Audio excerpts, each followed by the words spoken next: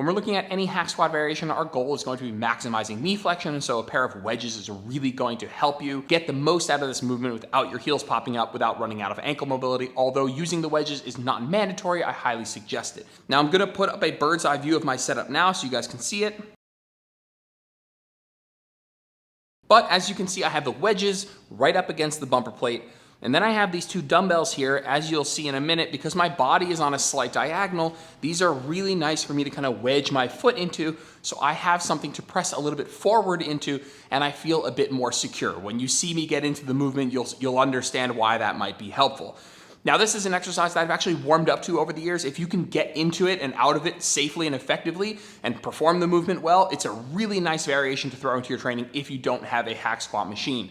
Now, you can't see, but I have an actual landmine, like a little landmine pipe that the bar goes into, but you could just rest the barbell on the floor in the corner of the room. It will work just fine, but obviously having a landmine setup does make it a little bit easier. When we're talking about getting into the movement, you're gonna see in a second that I'm gonna flip the bar up onto my shoulder. If you want to use your hip thrust pad to make it a little softer when it's up on your shoulder, you're very welcome to. I actually find it a smidge uncomfortable for me. I don't mind the bar on my shoulder, but I could totally understand if that were the case and you want to give this a try. So when we're getting into the movement, want to bring the bar up onto our shoulder.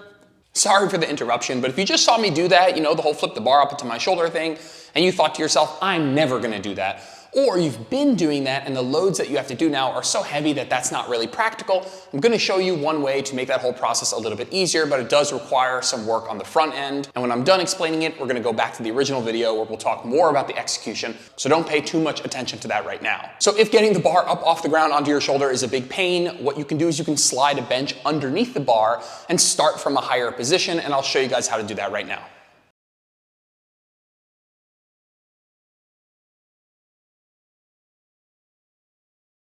So as you guys can see, the bar is starting in a higher position. I don't need to flip it up onto my shoulder. I can just squat beneath it and begin from the bottom position.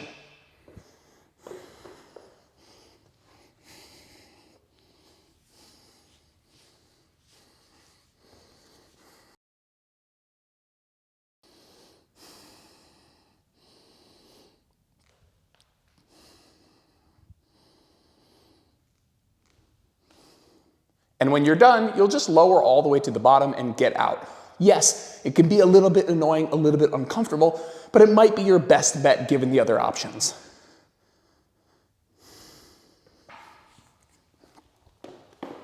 When you're setting this up, make sure that the bench is close enough to where the bar touches the floor or the landmine attachment so that the bar is actually elevated off the ground and you can actually get underneath it. If the bench is too close to this end, the bar won't be elevated enough and you won't be able to get underneath it to begin. On the flip side, if you move the bench too close to this end of the bar, this side will go too high and you won't be able to achieve full depth within the movement.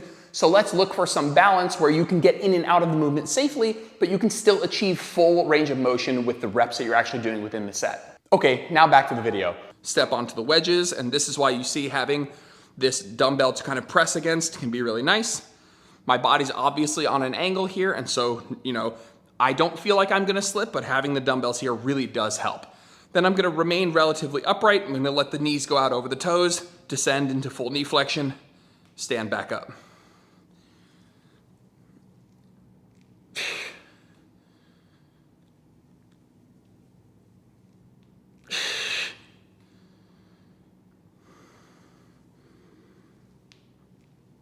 What I don't want you to is to kick the butt back underneath the bar like this. The point is to go slightly forward on this diagonal here into the quads so we can keep it a quad dominant movement instead of trying to squat down with your back underneath the dumbbell or the bar here, which is actually quite painful if you're shoving your bar, if you're shoving your back into the bumper plate. So this is what it looks like. Dismounting, take a step off, and safely bring the bar back to the ground. You probably won't need much weight, so it's not like you're flipping 200 pounds up onto your back, but that is obviously one downside of the movement is getting in and out of it. But once you're in it, it's a really wonderful quad exercise.